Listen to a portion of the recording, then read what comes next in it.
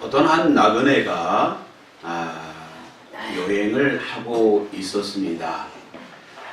그분은 돈이 많아서 여행을 하고 있었던 것이 아니라 좀 가난하지만 자신이 또 많은 것을 보고 배우면 좋겠다, 이런 마음에 여행을 하고 있었던 것 같습니다. 그러다가 저녁이 되었고 어느 마을에 들어가게 됐는데 주머니 사정이 넉넉치 않으니까 돈만 많으면 좋은 호텔에 가서, 여관에 가서 잠을 자면 되는데 그 비용을 아끼고자 하는 마음에 그냥 좀 잘 사는 집안 형편이 괜찮아 보이는 곳에 가서 사정을 하기로 그렇게 생각을 했습니다. 그래서 그 마을을 살펴봤더니 마을 중앙에 대궐 같은 그러한 큰 집을 가지고 있는 사람이 있었습니다. 그래서 문을 두드렸어요. 계십니까? 계십니까? 그러니까 이제 주인이 나와서 무슨 일입니까? 그랬더니 저는 여행을 하고 있는 여행자인데, 나그네인데 이곳에서 좀 하루 묵어 갈 수 있습니까? 그러니까 그분이 하는 말이 묵어 갈 수 없습니다. 저 앞에 저희 골목만 돌아서면 여관이 상당히 많이 있으니까 그곳에 가서 정하고 주무십시오. 저희 집은 당신을 이렇게 하룻밤 묵어갈 그러한 처소가 없습니다. 그러니까 이제 그분이 이렇게 질문합니다. 그러면 이 집은 도대체 몇 대째 그렇게 살고 계십니까? 그러니까 제가 우리 조상 16대 이렇게 손조께서 이 땅을 사고 집을 짓고 16대째 제가 살고 있습니다. 그랬더니 그분이, 그러면 그분들이 아직도 여기에 머물러 계십니까? 그랬더니 아니 무슨 소리 하냐고. 지금 16대 그 모든 분들이 다 돌아가시고 이제 내가 주인이라 이 집을 관리하고 있습니다.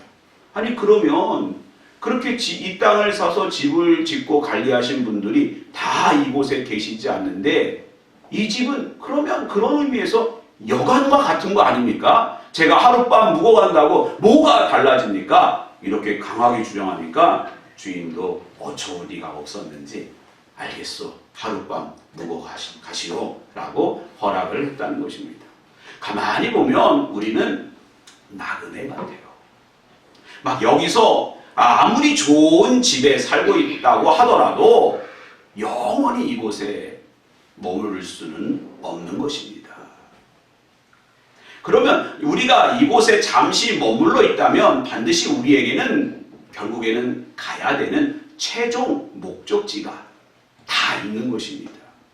근데 가만히 보면 어떤 사람은 그 목적지를 이 땅에 두는 사람이 있고 어떤 사람은 하늘에 그 목적지를 두는 사람이 있습니다. 믿음의 사람은 눈을 열어 스데반 집사님처럼 하늘을 목적으로 삼기를 주님의 이름으로 축원드립니다. 그런데 이 땅의 목적을 갖고 있는 사람은요, 웰빙이 목적이에요. 잘 먹고 잘 살고 근심과 염려와 걱정이 없이 돈을 많이 벌고 세상에서 성공하고, 그래서 이 땅에서 잘 먹고 잘 사는 웰빙을 목적으로 삼는 사람들이 참 많이 있습니다. 교회에서도 그러한 것을 목적으로 삼는 사람들이 있더라고요. 몇 년 전인가 여러 목사님들과 함께 부산에 여행을 가게 되었습니다. 신 목사님, 목회도 좋지만 한번 1박 2일로 부산에 가서 밤바다도 좀 보고 회도 먹고 옵시다 해가지고 어떤 목사님이 제안을 해가지고 1박 2일로 부산 여행을 가게 되었습니다. 저희가 내려간다는 소문이 벌써 그 지역에 돌았고 그 중에 어떤 목사님이 그 부산에 사는 분을 알고 있는데 그분이 반드시 목사님들이 부산에 어렵게 내려왔으니까 저녁 식사를 한번 대접하겠습니다. 그리고 저는 알지 못하는 어떤 집사님이 대접을 한다고 하는데 그분은요, 그곳에서 개인 병원을 운영하고 있고요. 그 다음에 얼마나 결혼을 잘했는지 그 모든 것을 아내가 서포트를 다 하니까 부족함이 없는, 서울에 사는 우리가 전혀 부러울 것이 없는 그러한 집사님이시더라고요. 그러면서 저희를 정말 비싼 횟집으로 가서 음식을 잘 대접하고 저희에게 한 가지 양해를 구하더라고요. 목사님, 제가 양해를 하나 구합니다. 제가 여기 오면 꼭 같이 먹는 음료수가 있는데 좀 허락해 주시겠습니까? 그래서 횟값도 내시는데 밥값도 내시는데 허락이요? 그랬더니 주인장, 여기 내가 먹는 와인 한 잔 가져오세요. 그 와인이요, 어마어마하게 비싼 거예요.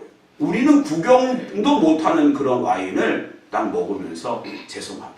자신은 돈을 많이 벌고 환자들을 돌보고 그 다음에 또 열심히 일을 하는 이유가 저녁에 여기 와서 이 와인 한 잔 하는 게 목적입니다. 그래서 제가 그런 목적만 갖지 말고 하나님 기뻐하는 하나님 나라 목적도 가지세요 라고 여기서 이렇게 나오는데 제가 밥값을 낼 게 아니니까 그 정도 기도하고 그렇게 헤어진 경험이 있습니다. 여러분, 이 세상에 있는 사람들은요, 이 땅에서 잘 먹고 잘 사는 것, 거기에 목적을 너무 두고 있어요.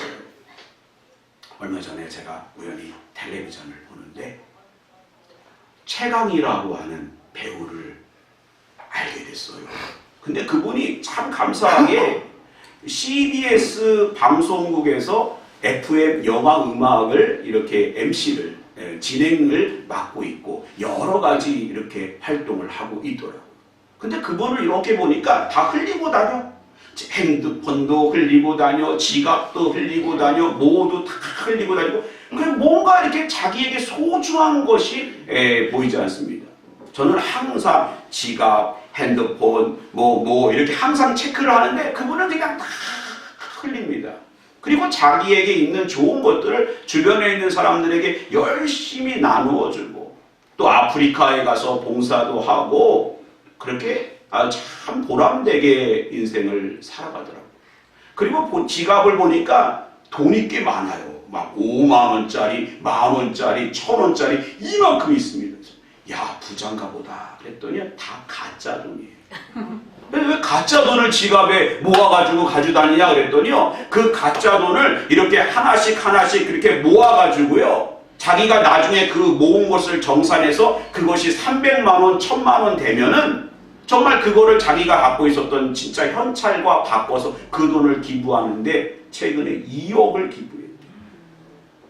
이야, 제가 도전이 되더라고요. 저렇게 사는 사람도 있구나. 그런데 도대체 그는 왜 그런 인생을 살아갈까라고 봤더니 그의 최종 목적지가 땅에 없기 때문입니다.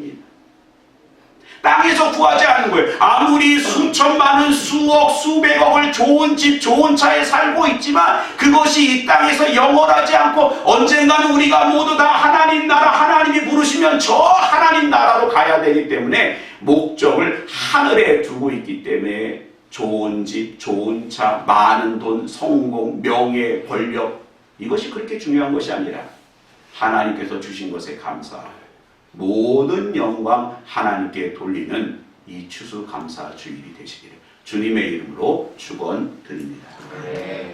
오늘 본문은요, 나병 환자에 관한 이야기예요. 예수님께서 갈릴리와 그 사마리아의 마을로 들어가고 있었습니다. 근데 갈릴리도 아니고 사마리아도 아니고 그 중간에 그러니까 이스라엘 평야의 어떤 한 골짜기, 그곳에 마을이 형성되어 있었던 것 같은데 그 마을은 누가 살았는가? 오늘 본문을 보면 나병 환자들이 모여 살았습니다. 우리나라도요, 오래전에는 나병 환자들은 우리와 함께 살 수 없고 병원도 없고 저 소록도라고 하는 섬에서 다 함께 모여 살았어요. 구약에도 나병 환자들은 철저히 격리해서 그렇게 살도록 했고, 건강한 사람들이 지나갈 때는 부정하다 소리를 질러가지고요, 자신이 나병이 있는 것을 알려주었습니다. 만약에 그렇게 자신의 그러한 아이덴티티를 밝히지 않았다가 나병 환자인 것을 알면 돌에 맞아 죽는 거예요. 그러니까 그들은 갈릴리에도 살 수 없고 또한 사마리아에도 살 수 없고 그 사람들이 지나가다가 한 푼, 두 푼 주는 그것을 구걸하여 먹고 사는 그러한 형편입니다. 그러나 그들에게도 눈이 아직 열려 있었고 그들에게도 귀가 아직 열려 있어서 누구의 소문을 들었을까요? 예수님의 소문을 들었어요. 갈릴리에서 두루 그 200여 개가 넘는 마을마다 예수님께서 돌아가시면서 소경이 눈을 뜨고 앉은 맹이가 일어나고 손 마른 자가 손이 펼쳐지고 누가 나병 환자가 고침받고 죽은 자가 살아나는 그러한 놀라운 기적의 소문을 들었고 그들의 마음속에 한 가지 소원이 생긴 거예요. 그 소원이 뭘까요? 야, 우리도 예수님만 만나면 고침받을 수 있겠다. 그렇게 마음에 간절히 소망을 품고 그것을 목표로 삼고 열심히 살았을 것입니다. 그러던 가운데 누가? 바로 예수께서 사마리아와 갈릴리 중간에 자신들의 마을에 가까이 지나가신다는 소문을 듣고 그러니까 10명의 가장 심한 나병 환자들이 팍 달려가서 오늘 본문에 뭐라고 되어 있습니까? 13절 같이 한번 읽어볼까요? 시작! 소리를 높여 이르되 예수 선생님이여 우리를 불쌍히 여기소서 하거늘. 예수 선생님이여 우리를 불쌍히 여기소서. 여기 성경에는 한 번 나와 있지만 한 번 갖고 되겠습니까? 만약에 여러분이 어떤 병을 갖고 있는데 이 병원에 가서 의사가 이렇게 진단합니다. 세상에는 약이 없고 고칠 의사도 없습니다. 그런데 제가 치유의 능력이 있어서 목사님에게 가면 기도받으면 낫는다라는 소문이 있다면 여러분 제가 지나갈 때 어떻게 하겠습니까? 그냥 멀뚱멀뚱 아이 목사님 왜 지나가시네 이렇게 하겠습니까? 목사님! 네, 그래서 마찬가지로 예수 선생님이 우리를 불쌍히 여겨. 그러니까 예수님께서 그들을 불쌍히 여겨주셨고 또 이제 가까이 가지 못했던 거는 그들이 돌에 맞아 죽을까봐 예수님이 멀리서 가서 누구에게? 제사장에게 보이라. 이미 고쳐주신 것입니다. 제사장에게 보인다고 하는 것은 공식적으로 네가 이제는 누가 죄가 없고 네가 이제는 병고침을 받았기 때문에 너의 가족의 품으로 사랑하는 자녀들의 품으로 다시 돌아가서 정상적인 일상을 회복하며 살 수 있으리라 그렇게 선포해 주었고 정말 그들이 제사장에 가서 보일 때에 이미 다 고침을 받은 것입니다. 할렐루야. 근데 놀라운 사실은요 10명이 그렇게 나병으로부터 고침을 받았는데 9명은 제사장에게 고침받았다는 선언을 받고 가정으로 다 돌아갔습니다. 예수님에게 오지 않았어요. 그러나 한 명 유일하게 유대인들이 그렇게 개와 돼지보다 못하다고 그렇게 무시했던 인격을 모욕했던 사마리아 사람만 예수님에게 와서 감사를 할 수 있었습니다. 왜 그랬어요?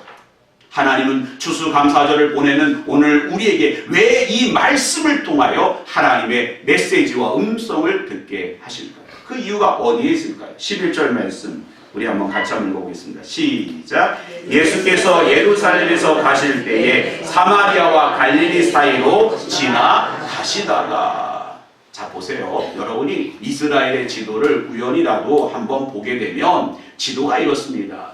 가장 북쪽에 갈릴리가 있어요. 그리고 그 아래에 사마리아가 있고요. 그 아래가 유다 예루살렘이 있는 것입니다. 근데 지금 예수님은 한번 보세요. 북쪽을 향해서 가고 있습니까? 남쪽을 향해서 가고 있습니까? 지금 사마리아와 갈릴리는 이스라엘의 어디예요? 갈릴리니까 북쪽을 향해서 가고 계신 거예요. 그런데 오늘 본문을 보면 예수께서 예루살렘으로 가실 때에 라고 있어요. 아니 방향은 예루살렘을 향하고 있는데 그의 발걸음은 북쪽으로 가고 있는 것입니다. 이것은 무엇을 이야기하냐면 예수님이 지금 사마리아로 가시든 갈릴리로 가시든 요단 동쪽 이제는 이방인의 지역으로 가시든 그의 마음에는 항상 목적지가 있었는데 예루살렘이 목적지였다는 거예요. 여러분이 지금 방화동에 살고 있든 또 강남에 살고 있든 지방의 저 수원에 살고 있던 여러분의 마음은 항상 예수가 목적이요 하나님 나라가 목적이기를 주님의 이름으로 축원드립니다. 우리의 목적은 항상 무엇을 하든지 먹든지 마시든지 우리가 어떤 명예가 있고 어떤 권력이 있고 우리 통장에 얼마나 돈이 있고 또한 우리의 재산이 증식되고 우리가 건강하고 어떠한 모든 것이 있음에도 불구하고 우리들의 목적은 예수가 되어야 하는 것입니다. 예수님은 어디로 향하든지 그분의 목적은 십자가에 있습니다. 계속 십자가를 향해서 많은 사람을 만나고 많은 음식을 먹고 많은 사람들과 교제하는 가운데에서도 예수님은 계속 십자가를 향해서 나아간 거예요. 왜? 예수님이 이 땅에 오신 것은 인자에 오심은 섬김을 받으려며 오히려 섬기려 하고 자기 목숨을 많은 사람들의 대속물로 주려.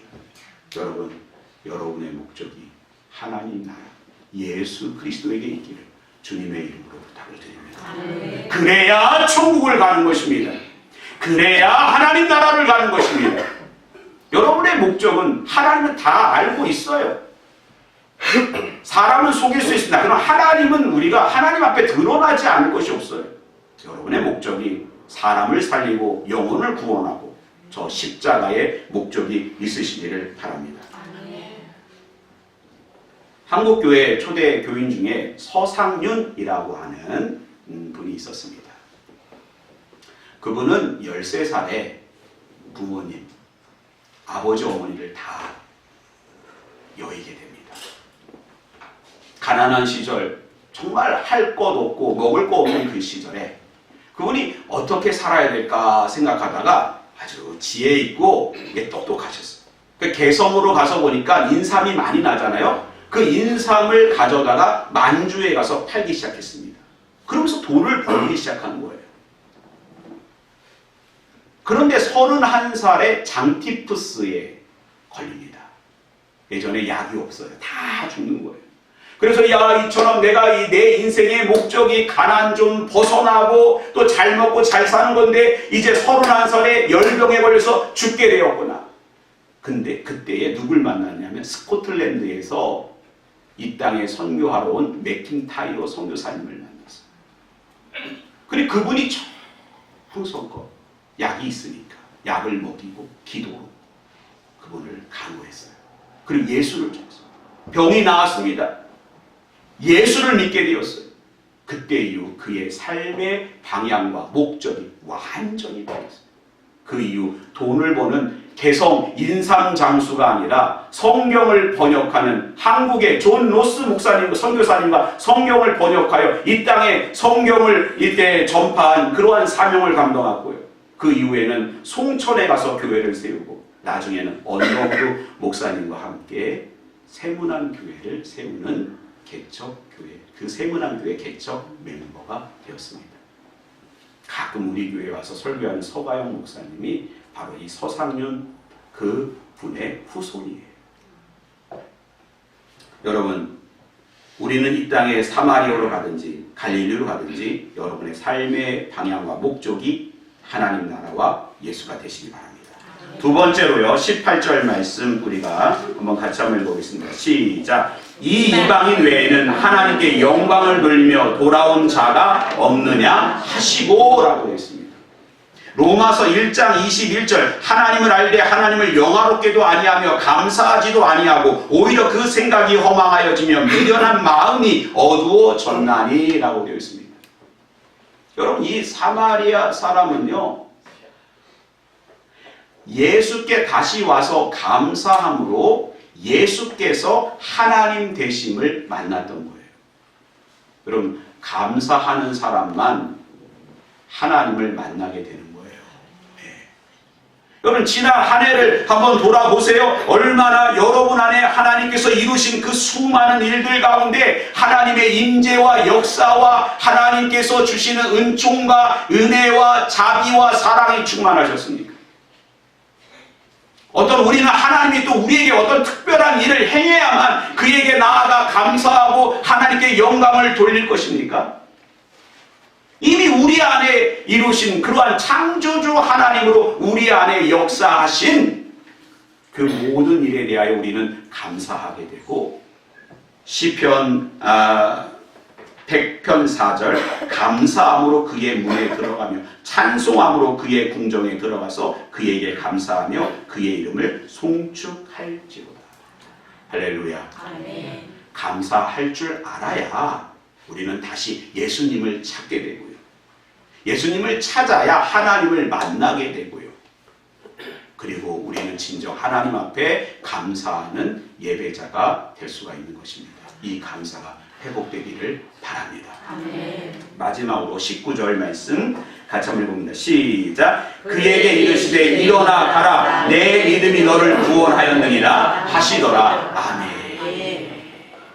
여러분 놀라운 사실은요, 이 사마리아 사람이 감사한 마음을 예수께 가지고 나왔더니 예수께서 뭐라고 했냐면 가라 내 믿음이 너를 구원하였다.